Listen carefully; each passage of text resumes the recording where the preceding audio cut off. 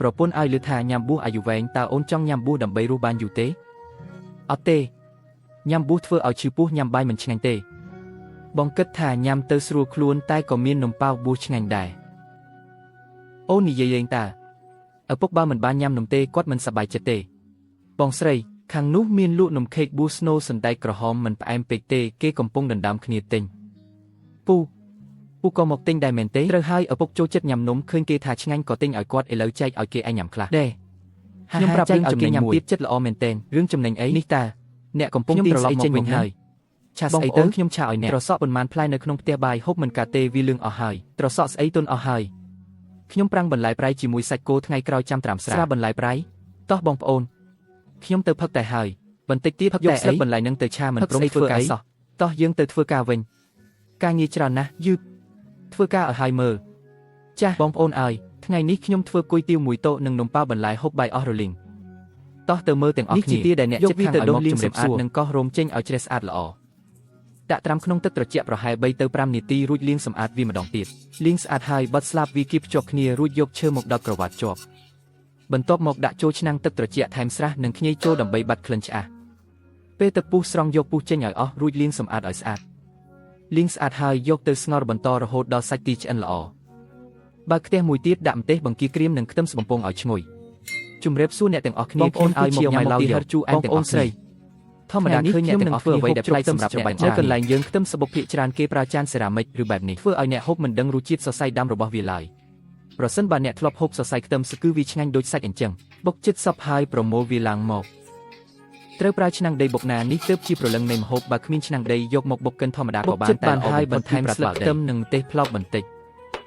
បន្តបុកវាទៀតបុកឲ្យម៉ត់បន្តិច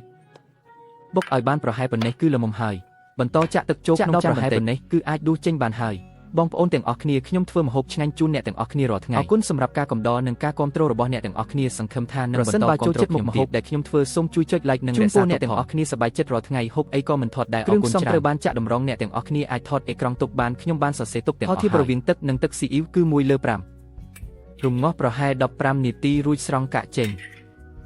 ចាក់តម្រង់ម្ដងទៀតហើយចាក់ចូលទៅក្នុងទឹកស៊ីអ៊ីវដែលទើបតែរងាស់ឆ្អិនមិញនេះមើលចុះតើហ៊ូគ្រីមធ្វើស្រួលខ្លាំងណាស់មើលក៏មានសរសេរប្រាប់ដែរនៅក្នុងបន្តិចនៅលើចុងក្រោយរោយស្លឹកខ្ទឹមពីលើទឹកជ្រលក់ទៅហ៊ូរួចរាល់ហើយតើអ្នកទាំងអស់គ្នាថាងាយស្រួលទេចាក់ចង្កឹះចូលបន្តិចទៀតគ្មានប្រឡាក់អ្វីទេអញ្ចឹងរួចរាល់ហើយណា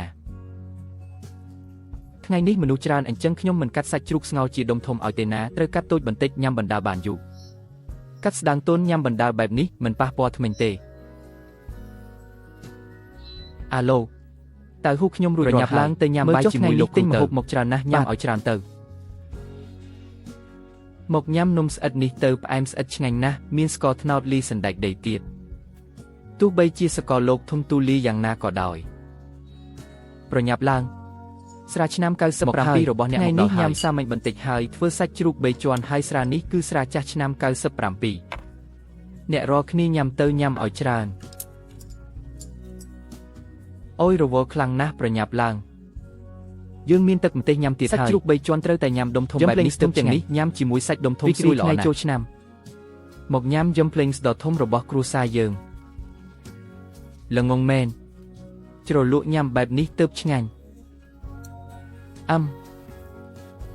យំភ្លេងរបស់យើងនេះធំដល់ទៅ8អុញឆ្មែនទេ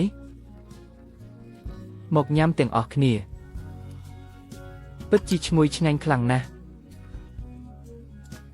បងប្អូនទាំងអស់គ្នាម្ហូបថ្ងៃនេះធ្វើឲ្យអ្នកទាំងអស់គ្នាទាំងចិត្តគ្នាអ្នកនេះស្វែងមិនចូលចិត្តឲ្យអ្នកដែលខ្ញុំធ្វើពេញចិត្តសូមជួយចុច follow ម្នាក់មួយលើកក្រោយចង់ញ៉ាំអីប្រាប់ខ្ញុំនៅក្នុង comment មកខ្ញុំនឹងរៀបចំជូនអ្នកទាំងអស់គ្នា